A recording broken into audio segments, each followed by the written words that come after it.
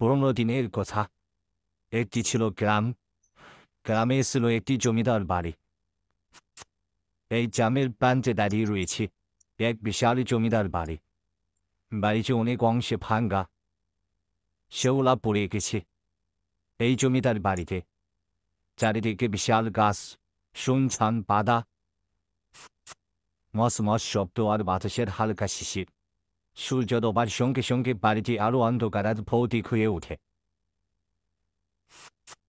গ্রামের সবাই বলে, ওই বাড়ির দিকে যে যায় সে আর কখনো ফিরে আসে না। ওই বাড়িতে যেন কেউ এখনো বেঁচে রয়েছে, কিন্তু সেটা কেউ এখনো জানে না। গ্রামের মানুষ দূর থেকে বাড়িটা দেখে চলে আসে, কেউ বাড়িতে ঢোকার সাহস করে না। একদিন সজীব গ্রামে খুঁজতে এসেছে তার না পিসির বাড়িতে। বাবা, তুমি তো আমাদের এখানে ঘুরতে এসেছো, কিন্তু আমাদের বাড়ির দক্ষিণ দিকে যেন কখনো যেও না। ওইখানে কেউ গেলে সে আর কখনো ফেরে না। তাই ওইখান দিকে যেন কখনো যেও না। কেন পিসি? ওইখানে কি রয়েছে? একবার করে দেখে আসি না কেন? কি রয়েছে ওইখানে? আর কিছুই হবে না। তোমরা এমনিতেই ভয় পাও।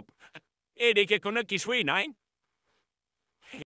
ভুল করে ওই দিকের যাওয়ার সাহস করবে না। কি আসে না আসে সেটা এত ভাবা লাগবে না। আমি বারণ করলাম যাবে না ওই দিকে। সেদিন বিকালবেলা সজীব আর মিমি খেলতে খেলতে বাড়ির কাছে চলে আসে, কিন্তু ওই সময় বাড়ির কাছ দিয়ে হেঁটে যাচ্ছিল রাকিব কাকা। ওইখান দিয়ে যাওয়ার সময় রাকিব কাকা বলে ওঠে, এরে ছোট বাচ্চা, তোমরা এখানে কি করো? এখান থেকে তাড়াতাড়ি চলে যাও। এই বাড়িটা কিন্তু ভালো না। এই বাড়ির ভিতরে যে প্রবেশ করে সে আর কখনো বের হতে পারে না।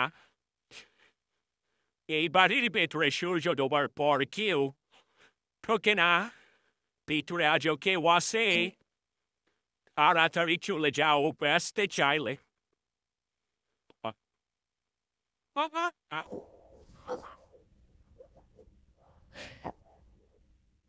দাদা, দাদা, চলো বাড়ি যাই।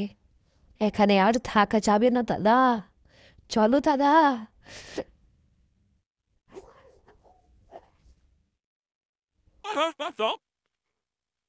আমরা তো শুধু একটু দেখবো, কিছু হবে না। চল, এটা একটু দেখে আসি। এরপরে দুইজনে পেছনে ভাঙ্গা দরজা দিয়ে ঢুকে বাড়ির ভেতরে। মাকড়সার জাল, ভাঙ্গা ফার্নিচার আর দেওয়ালে অদ্ভুত নকশা। হঠাৎ করে একটা ঠান্ডা বাতাস তাদের গা ছুঁয়ে যায়। মিমি ফিস ফিস করে বলে ওঠে, তুমি কি বাতাস টের পেলে? সজীব কিছু বলার আগে ভেতরে অন্ধকারে যেন দূরে হালকা একটা সাদা আলো ঝলকায়, আর দুজন ভয়ে তাকায়। হঠাৎ করে তারা শুনতে পায় কারো পায়ের শব্দ ধীরে ধীরে এগিয়ে আসছে। তারা পিছনে ফিরে তাকাতেই দরজায় দাঁড়িয়ে আছে সাদা পোশাকের এক মানুষ, যার চোখে দুটো অস্বাভাবিক জল করছে, মুখটা পুরো কালো। এরপরের অংশ আমরা পর্ব 2-তে জানব, তাই পর্ব 2 পেতে চ্যানেলটা সাবস্ক্রাইব করে আমাদের পাশেই থাকেন।